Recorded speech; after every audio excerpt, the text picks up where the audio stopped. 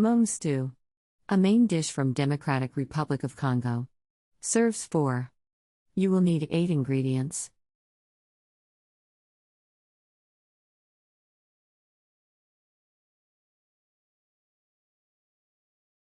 Step 1. Mix the meat, lemon juice, salt and pepper together and allow to marinate for an hour.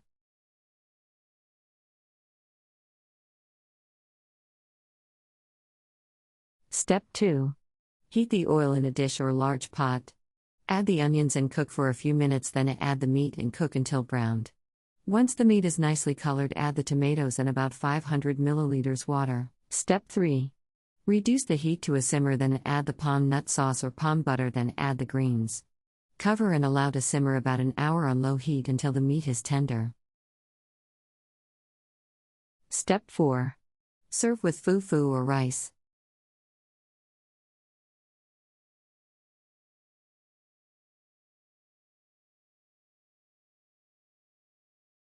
Country Reports, Culture, Countries, Travel.